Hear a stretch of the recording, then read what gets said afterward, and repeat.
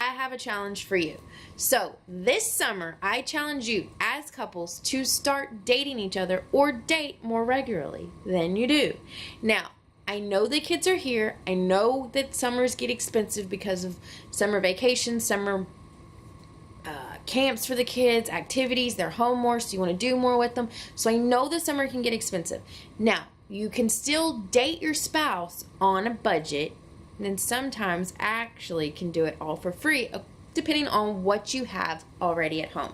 So this is my list of the top 15 things that I was thinking about that I'm sure you can use too.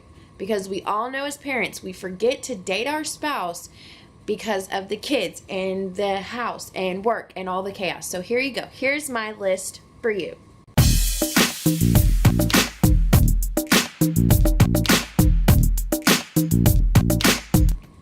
Okay, number 1, have a picnic at the park. Picnics at the park can be super cheap. You can bring stuff from home to the park and have yourself a nice little date. Now, some people are like, picnic at the park, what is this girl talking about? Honestly, it's very romantic, and it can be very romantic. What girl has not seen a movie or talked about having a picnic at a park with their spouse or reading a book? Like, hello, does anybody ever see Pretty Woman? So that is something that can be super cheap, or you can go up a little bit and go pick up something, get a blanket, sit down, talk, relax, enjoy yourself. This is also a dating idea that you can do if you have kids. You can have a small little picnic with the kids and send them off to play. You're still within shot of them, and then maybe pull out a dessert for just you and your spouse. You may have to hide it a little bit, but do something like that, or maybe bring sparkling water or sparkling juice that's just something for you and your spouse to do while the kids are playing. Number 2, go on a hike. Depending on where you live, a hike may be a lot of fun and a hike may be a challenge. Or just go for a walk through nature. Nature is so beautiful and just represents itself and can just be calming and joyful. And it's something you and your spouse can just walk. You can talk. You can just enjoy the scenery. It's something that is fun and honestly will just take the gas to get there. Sometimes it may be a state park you're going to, but usually state parks are just a few dollars to get in and walk the trails. And it's good for your health. Number 3 is something I've really wanted to do and somehow never was able to do it. Have a dinner on the balcony or dinner outside. For us who live in apartments, most apartments have a balcony, so it's really fun. It can be very romantic. You can do it right at sunset, and it can be a lot of fun. Again, you can cook the food at home. You can just take it outside, and you can enjoy it. So that's a fun date. And hey, you can have the kids. The kids have already eaten dinner.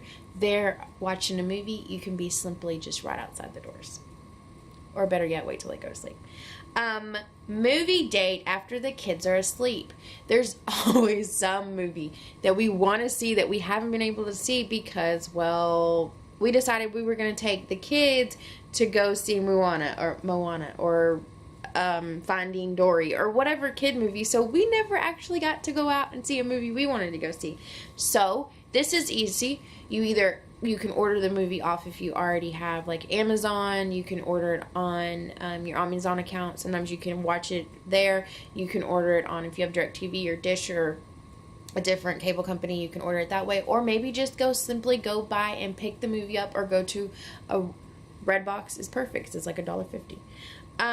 Order pizza and have a little date in the living room when the kids are asleep. This is super easy. Also, if you're paying attention, you can kind of catch the door before they ring the bell, and your kids will be up. This is something that maybe y'all eat with the kids. Did you eat something light, or maybe it's been a hectic day. Once the kids are asleep, order up pizza. It'll be another 30-45 minutes before it gets there. Y'all can be sitting there on the floor in the living room talking and enjoying the time.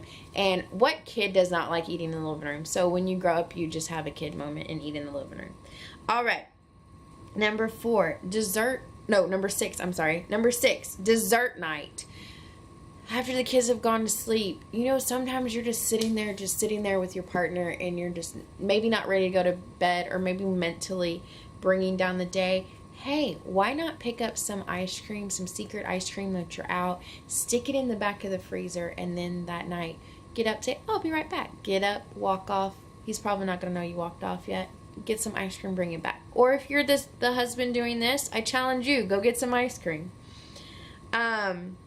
Number 7, find a hobby your spouse likes and do it with them.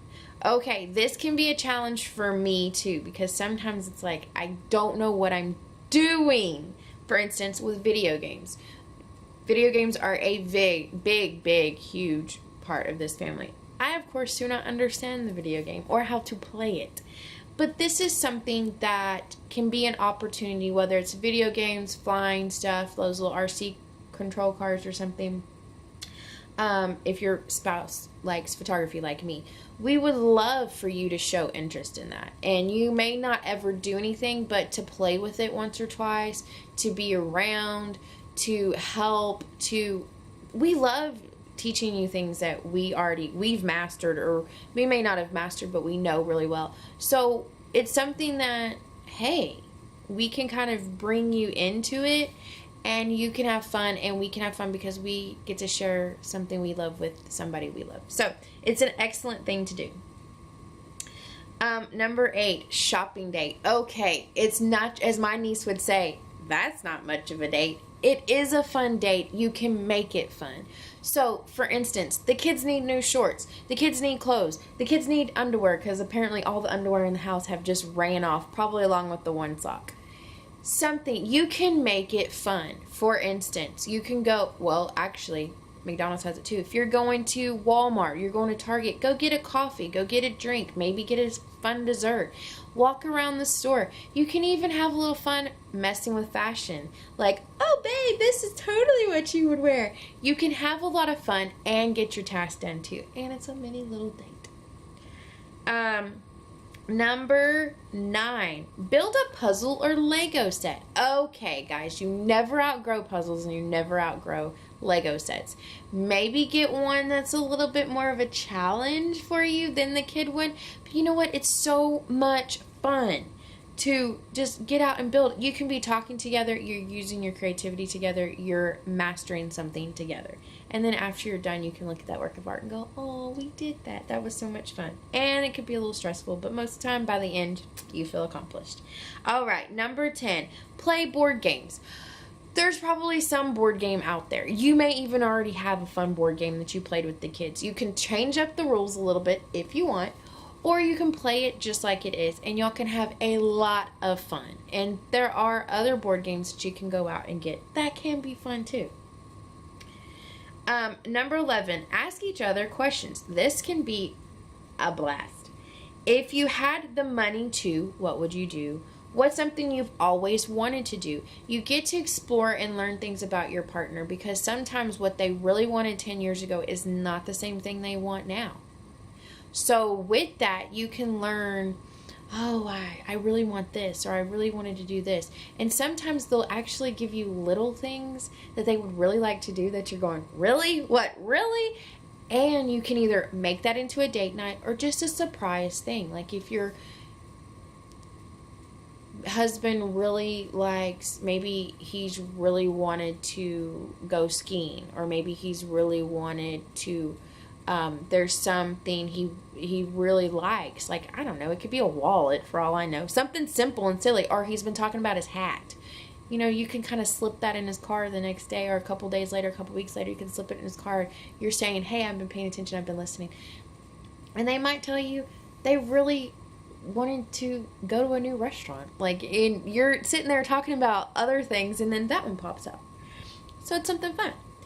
Okay, then number 12, make a bucket list together. You can have your independent bucket list, but make maybe a couple's bucket list or a family bucket list, or just make a bucket list in general. Learn what's on his bucket list, learn what's on your bucket list. Honestly, some of the things on a bucket list is the silliest things that you can help your partner cross off, and it may not even be that expensive. But it's something you're exploring, you're learning new things about your partner, and new opportunities that maybe you can do something to make them happy. Number 13, make a list of places and things you want to do as a couple, and this is part of a bucket list, but then part of not a bucket list, and as a family. So for instance, in our household, Michael really likes to bowl. It was something I don't know if he'd ever done it before, or he may have done it once or twice and not really had experience that life, but he loves doing that. And so it was something that when we did it, he always said, hey, when are we going bowling again? When are we going bowling again? That's something that, like, you know, you can do as a family, and then you may set out the kids and just have a dad kids date. So another thing is 14, go to the lake or go swimming. This can be a little thing. This is something that Billy and I did one day. It was really, really hot that morning. I was just really wanting to go and relax at the pool. Now, the relaxing part didn't so much happen, but I did get to go to the pool. And it was something that was spontaneous. We went to the pool. We enjoyed the pool, and then we talked a little bit and stuff, and then we came home and he ordered us dinner. So it was like the best relaxing night ever. And it was fun. Also with that, you can go to the lake. If a lake is near you, you can go there, hang out, maybe have dinner, maybe just hang out at the lake. Honestly, there's nothing more calming and beautiful about nature. And so when you're in the middle of nature and you're enjoying it, it can be very rewarding for yourselves, and it's very romantic too.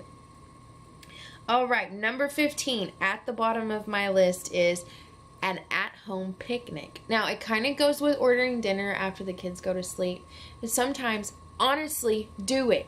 Pull out a blanket, put it on the floor, and have a picnic at home. Just get a couple of your favorite things and enjoy it. You get to talk, maybe, I don't know, whatever. You get to talk, you get to maybe watch a movie after, enjoy each other, maybe just pull out a book and start reading a book. It's something that is fun, and you can really enjoy it, especially if you have a fireplace at your house. I don't, so I'll just pretend. But it's fun things. So anyway, I hope you enjoyed these top 15 things that you can do this summer that can be super cheap and super easy, even with kids. If you have any other suggestions, please link them down below, because I'm always looking for new fun things that we are going to do, that we can do, and it's different. So also with that, I will be taking y'all out on a date that we have, well, I have planned that Billy doesn't know about yet, but a fun date for us that we can enjoy. So I'll see you guys later. Bye.